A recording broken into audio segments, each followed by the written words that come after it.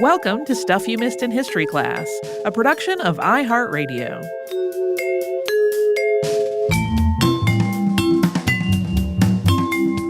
Hello and happy Friday. I'm Tracy V. Wilson. And I'm Holly Fry. One of our episodes this week was on Jovita Idar.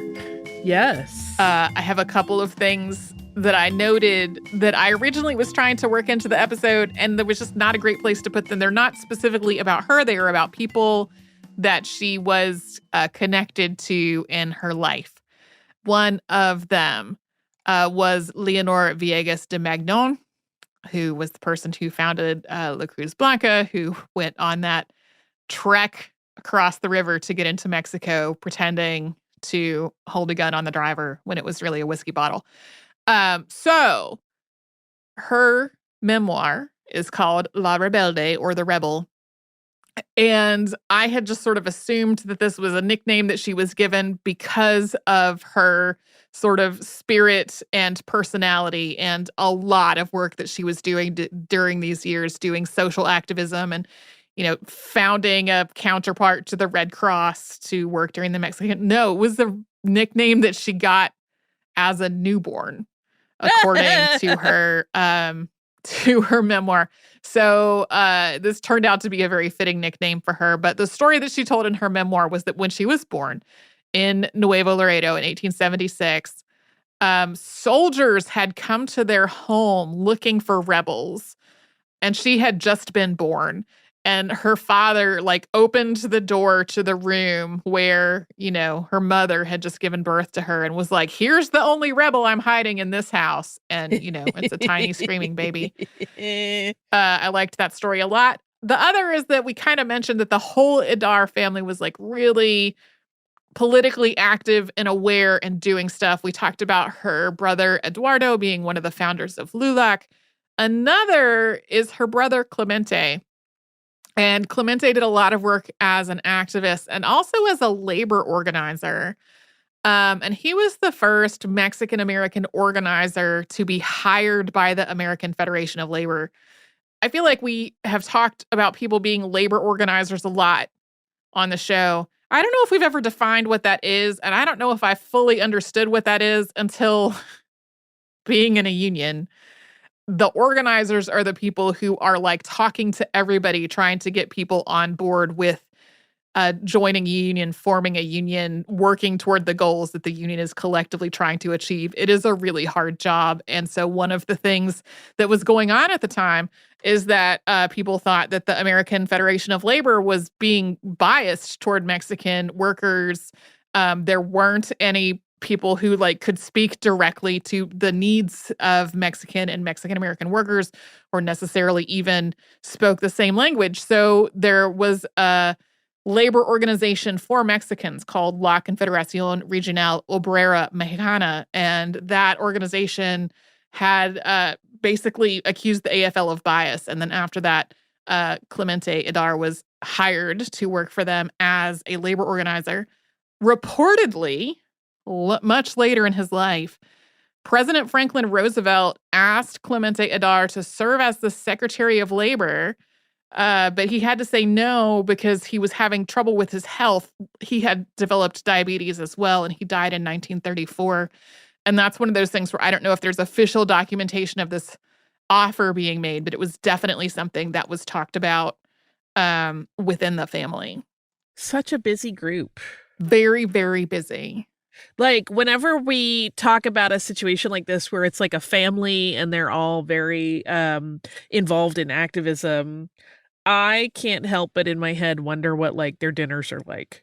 Yeah. Are they talking about, mundane things like whether or not their flowers sprouted from the seeds they planted? Or are they all right, is it all organizing meetings all the time? I mean, I know it's got to be a mix. That's just how life works. Yeah, I got the impression, I don't remember if it was from an interview or an article that quoted possibly her brother Equiano, who went by Ike, that Sunday dinners specifically were a big time to talk about what had happened that week, what was going on politically, what people were working on, what the goals were, that kind of stuff.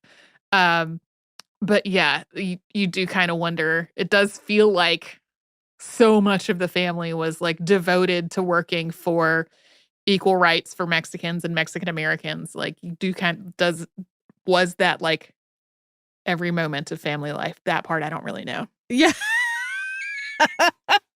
Yeah. Yeah. Or were they like, no, we need a space away from that. Let's take a I break. just want to be with my family and enjoy them as human beings, not as activists, even though obviously that's a big part of them and their personalities. But I just can't help but wonder, and we don't know.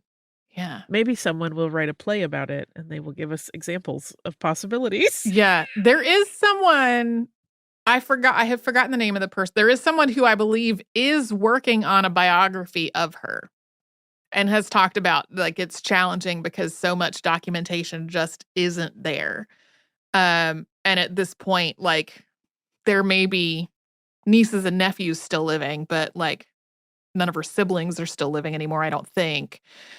Ike was the youngest of the family, and had been born in 1904. So it's possible maybe her siblings, children or grandchildren may have, recollections or personal papers or that kind of thing. But Right.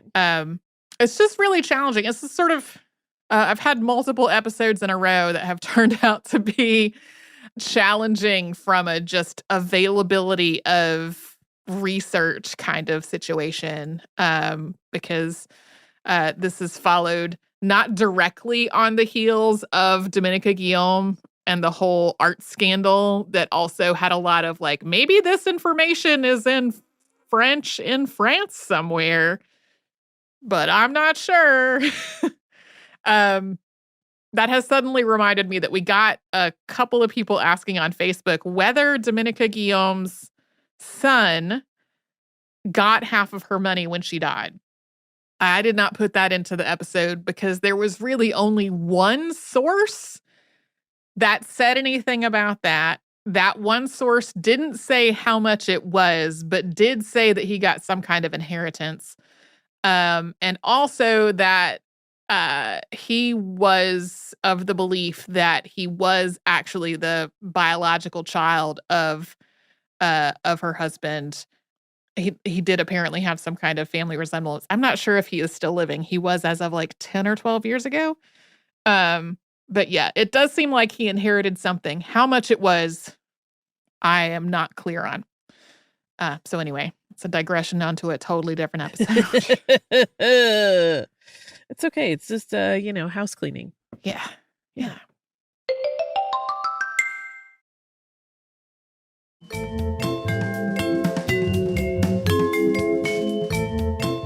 We talked about Antonio Carvalho Monteiro this week.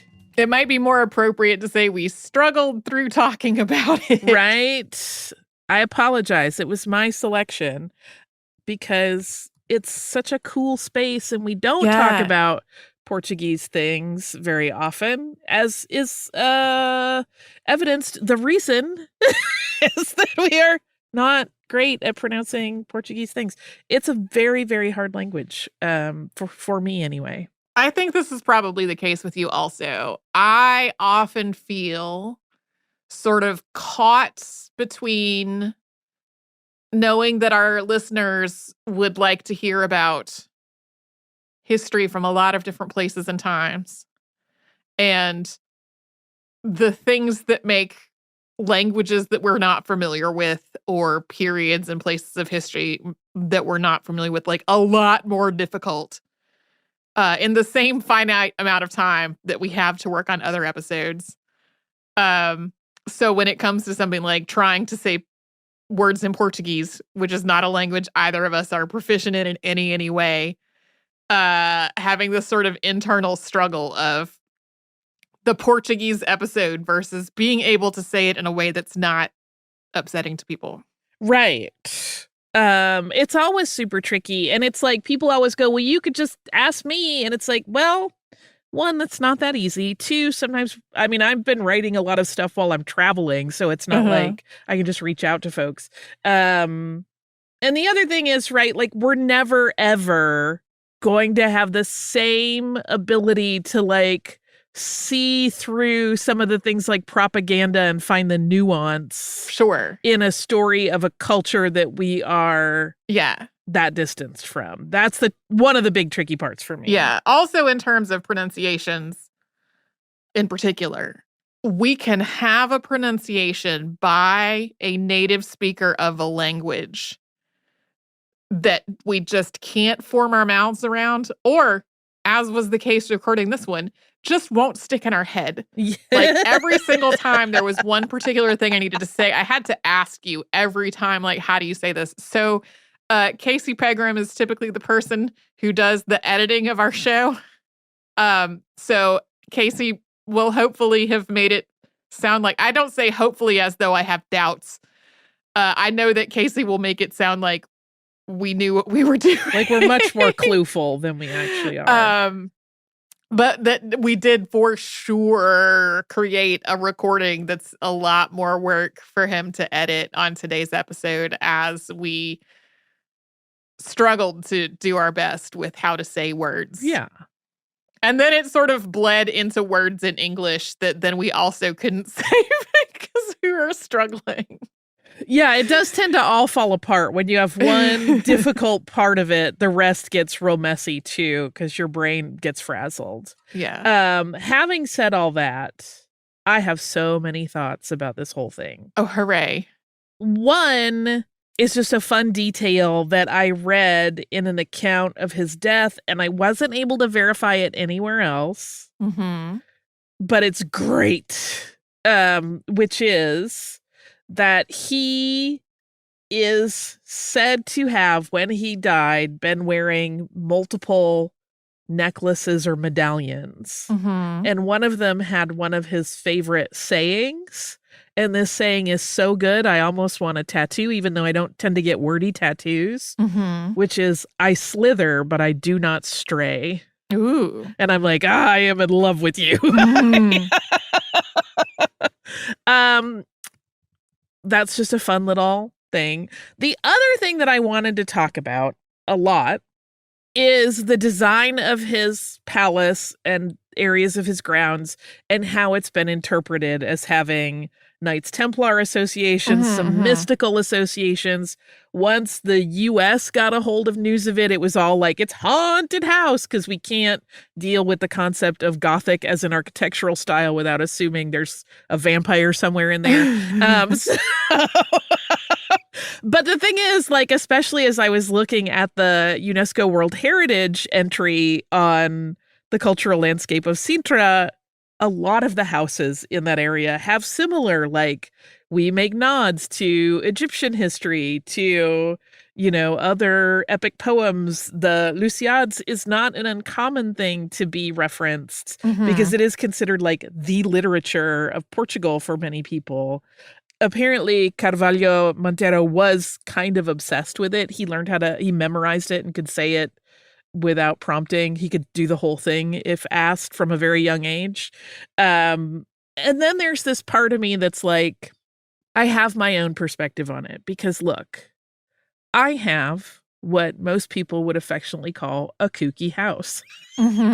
My house decor is kooky. We call it the costume that we live in. Like, there's nothing subtle about my choices. It's a lot of colors intermixed with black.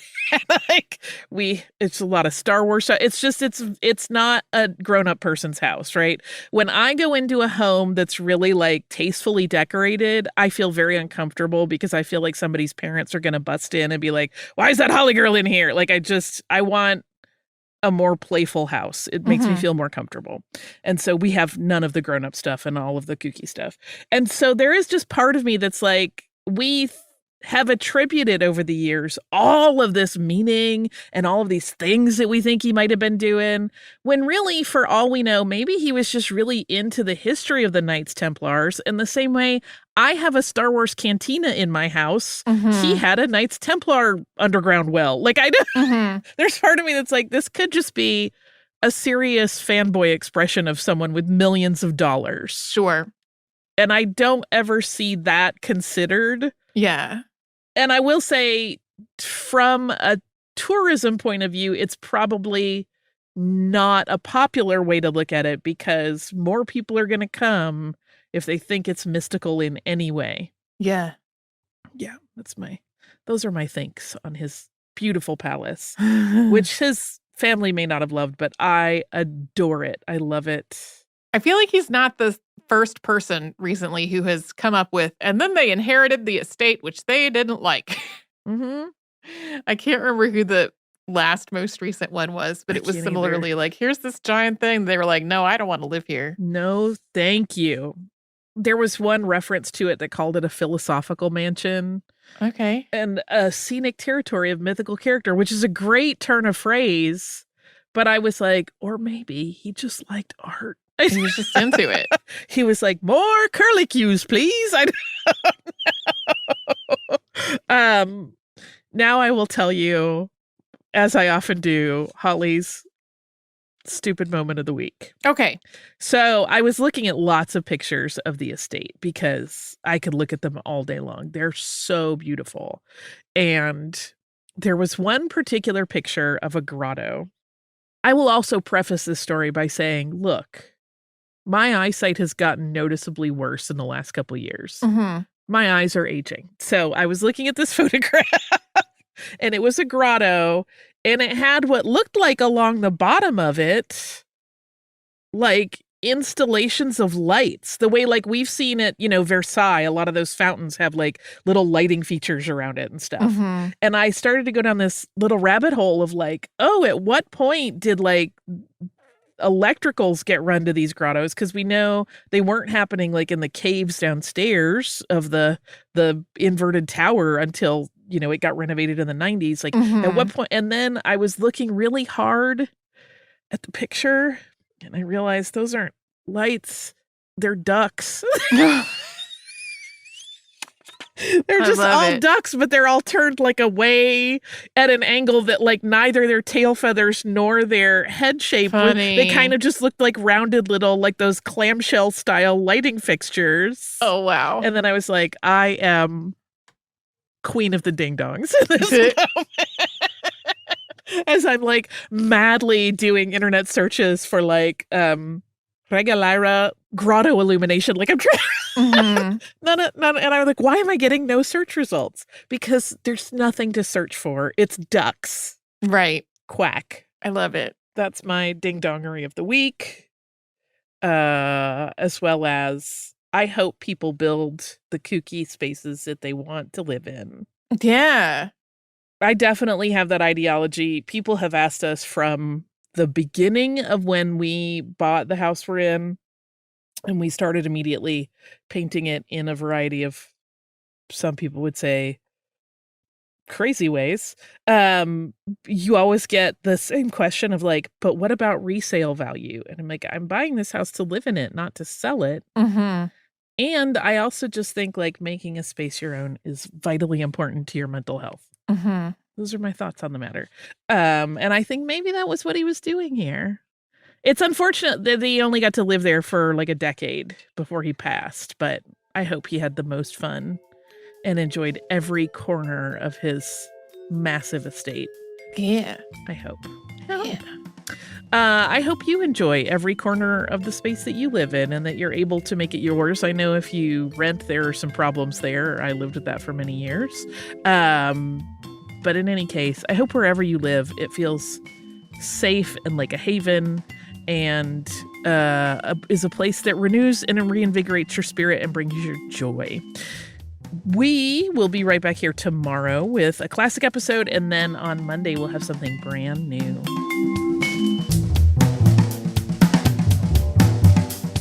Stuff You Missed in History Class is a production of iHeartRadio. For more podcasts from iHeartRadio, visit the iHeartRadio app, Apple Podcasts, or wherever you listen to your favorite shows.